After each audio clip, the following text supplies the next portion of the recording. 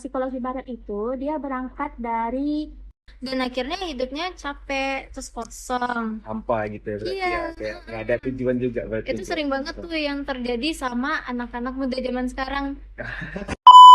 keren banget nih. Jadi kayak ada dimensi lain dalam pemahaman diri manusia tersebut ya.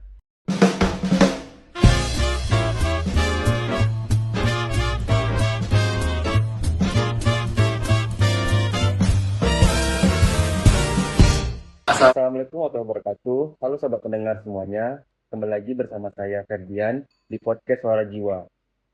Nah, hari ini kita memiliki topik yang sangat keren banget nih, yaitu topiknya psikologi Islam dan sumber-sumber utamanya. Nah, di sini nih aku nggak sendirian dan udah ditemani oleh dua narasumber keren kita, yaitu ada Rindu dan ada Meisya. Halo kalian berdua. Halo Fer, halo semuanya. Senang nih bisa diundang ke podcast hari ini. Buat topik kali ini menarik banget sih, apalagi buat kita yang belajar psikologi, tapi tuh pengen tetap grounded sama nilai-nilai Islam. Nah, ya tuh. Jadi, banyak banget nih orang yang masih bingung apa sih bedanya psikologi Islam dan psikologi Barat. Nah, seperti yang udah kita pelajari di semester 1, itu tuh sudah dijelaskan apa itu perbedaan psikologi Islam dan psikologi Barat. Nah, di sini kita akan mengulangnya sedikit saja yang akan dijelaskan oleh si Rindu. Nah, begini, kalau psikologi barat itu dia berangkat dari rasionalisme dan empirisme. Yang maksudnya itu dia tuh berangkat dari sumber data, eksperimen dan logika. Sedangkan psikologi Islam dia berangkat dari wahyu yang bersumberkan dari Al-Qur'an dan hadis. Nah, kalau di psikologi barat itu dia tidak hanya mempelajari tentang perilaku manusia, tetapi juga mempelajari tentang hakikat manusia, dari mana asalnya, dari kemana tujuannya, dan bagaimana manusia itu bisa mengelola jiwanya seperti itu. Oh, nah, dari Mega sendiri apakah ada bisa yang dijelasin tentang yang tadi? Ya, kalau menurut aku menarik banget sih, karena psikologi Islam itu nggak cuma membahas tentang pikiran, yaitu kognitif sama perilaku doang, tapi juga membahas tentang hati dan juga ruh. Kayak misalnya di psikologi barat itu tuh kalau misalnya kita lagi stres itu kan disuruh mindfulness. Tapi kalau misalnya di psikologi Islam itu kita disuruh berpikir, berdoa, terus berserah diri kepada Allah. Nah, konsepnya beda, tapi tujuannya tetap sama. Kita itu disuruh untuk menenangkan jiwa. Oke, wih, keren banget nih. Jadi kayak ada dimensi lain dalam pemahaman diri manusia tersebut ya. Iya. Nah, kalau kita ngomongin sumbernya, katanya Quran ini adalah sumber utama atau bisa dibilang itu dasar utama. Emang seberapa besar sih peran Al-Quran ini dalam psikologi Islam? Rindu boleh bisa dijelasin sedikit? Peran Al-Quran dalam psikologi Islam itu besar banget. Nah, itu tuh bisa dibuktikan dengan banyaknya pembahasan tentang naf atau jiwa manusia yang dibahas lebih dari 250 kali dalam Al-Quran. Nah, itu artinya Allah memberi perhatian khusus dan perhatian yang besar terhadap pembahasan tentang jiwa manusia. Iya. Nah, ada tiga tingkatan jiwa manusia dalam Al-Quran. Yang pertama itu naf amarah. Naf amarah itu artinya jiwa yang condong ke keburukan. Itu terdapat dalam surat Yusuf ayat 53. Yang kedua itu naf lawama, itu tuh jiwa yang suka menyesali kesalahan. Itu terdapat dalam surat Al-Qiyamah ayat 2. Nah, yang ketiga itu naf mutmainnah, itu tuh jiwa yang damai dan tentram. Itu terdapat dalam surat Al-Fajr ayat 27 sampai 30. Seperti itu. Oh, jadi ya ini terdapat tiga level kesadaran spiritual gitu ya, Rindu ya? Ya, betul. Nah, dari jiwa yang masih penuh hawa nafsu sampai yang udah tenang banget. Nah, bisa coba dijelasin lagi sama Rindu? Nah, begini, kalau di psikologi barat yang sama-sama kita ketahui mah teori dari Sigmund Freud itu kan ada tiga tingkatan tuh, ada id, ego, dan super ego. Oh, iya. Sedangkan dalam Islam dia itu tiga tingkatannya itu ya naf amarah, naf lawama, dan naf mutmainnah. Nah, kalau di psikologi barat itu dia kan cuma membahas tentang keseimbangan batin, tapi ya kalau di psikologi Islam dia juga membahas tentang kedekatan manusia dengan Allah seperti itu. Nah, dari Mesia sendiri, apakah ada yang bisa dijelasin? Betul banget tuh kayak yang kata Rindu. Nah, kalau menurut aku konsep ini tuh relate banget sama realita hidup. Misalnya nih perilaku yang pengen marah, itu tuh adalah nafs amarah. Nah, ke itu kan lagi kayak aktif-aktif banget tuh. Setelah itu, habis itu kita kayak nyesel. Kenapa ya aku marah tadi? Kenapa ya aku nggak sabar aja gitu ya? Oh, Nah, yang itu adalah nafs lawamah.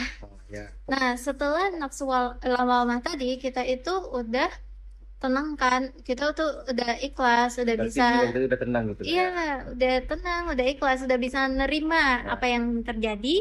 Itu adalah nafs mutmainah gitu, Ferdi. oh, wah, kalau kayak gitu berarti psikoterapi Islam itu bisa banget nih dipakai buat orang-orang kayak aku nih yang suka-suka mungkin healing gitu kan. Ya, betul sekali. Karena banyak terapi Islam modern yang sekarang itu bisa kita pakai seperti kayak zikir, sholat, dan refleksi spiritual sebagai cara kita untuk menenangkan jiwa kita. Itu juga udah terdapat kan dalam Al-Quran dan Allah sudah menjelaskan juga di dalam Al-Quran dan hadis seperti itu. Nah, tadi tuh ada sempat ini nih kayak disinggung gitu soal ruh, hati, dan akal. Coba bisa nggak Rindu jelasin sedikit Nah, tentang itu? begini juga kan. Jadi dalam Al-Quran itu manusia itu punya tiga elemen penting, yaitu ada ruh, kalbu, dan akal. Nah, ruh itu tuh unsur ilahi yang ditiupkan kepada manusia itu sebelum lahir. Nah, itu tuh berfungsi sebagai pusat kesadaran spiritual. Nah, kalau yang kedua itu kalbu itu tuh hati, yaitu yang jadi eh, pusat moral dan spiritual.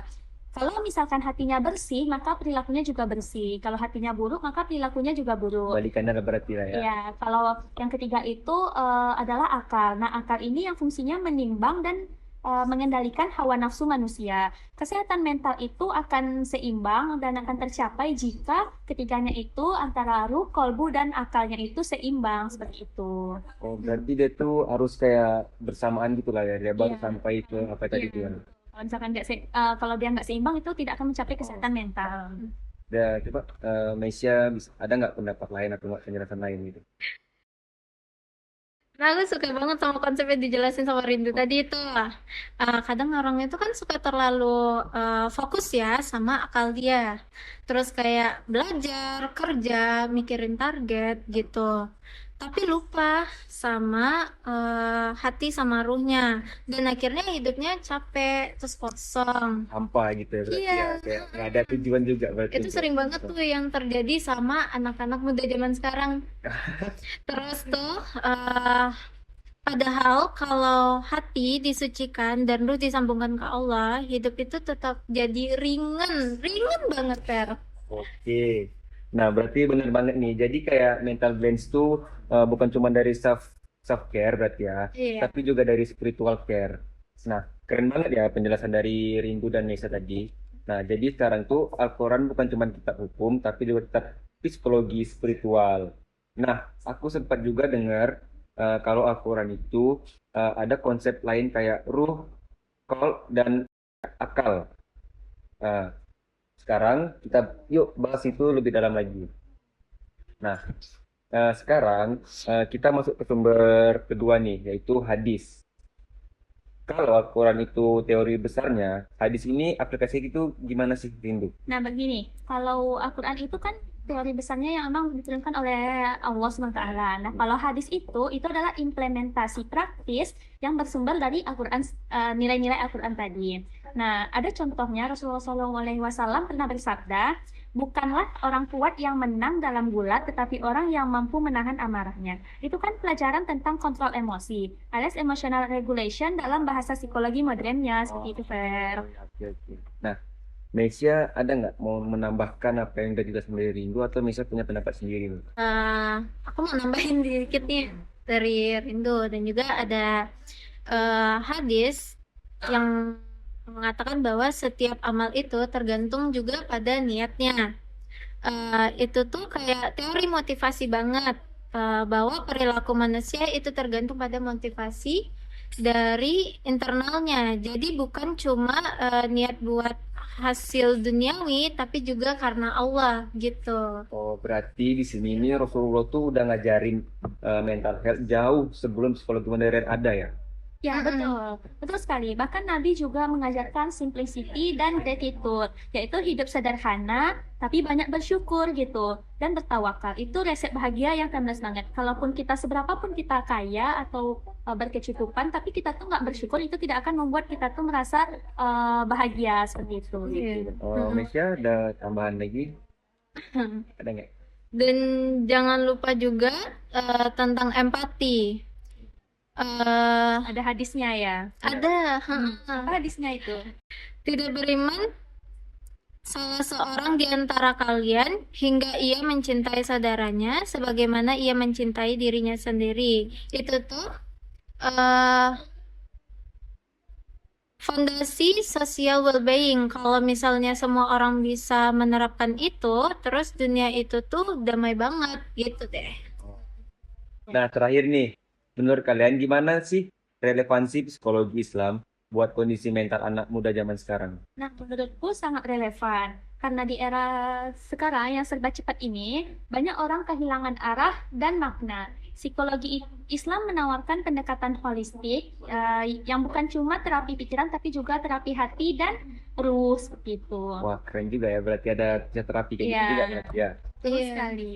Setuju banget tuh sama Rindu. Banyak yang stres karena ngerasa jauh dari makna hidup. Ya kan, Do? Ya.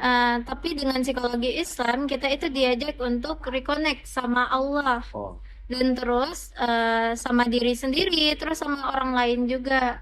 Nah, itu yang bikin hidup kita lebih seimbang dan penuh makna, Verdi. bener sih. Jadi psikologi Islam ini bukan cuma teori, tapi juga jalan hidup. Betul sekali, Fer. Seperti itu. Nah, wah, sepertinya nggak kerasa sih kita udah banyak ngobrol tentang yang tadi ini. Iya. Jadi banyak banget sih Ilmu. hal-hal yang berharga atau ilmu-ilmu yang udah banyak kita dapat maupun teman-teman yang udah melihat podcast kali ini ya. Iya. Semoga yang melihat ini nantinya bakalan bisa ini deh ngerti apa yang mungkin dari kalian berdua jelasin. Sekali. Nah, podcast kali ini kita sampai sini saja. Semoga kalian semua senang melihat podcast kita kali ini. Di sini saya Ferdian Sandi dan Sidran Rindu juga Mesya. Insya. sampai ketemu lagi di podcast selanjutnya. Dah. Semoga bermanfaat ya teman-teman semuanya. Dadah.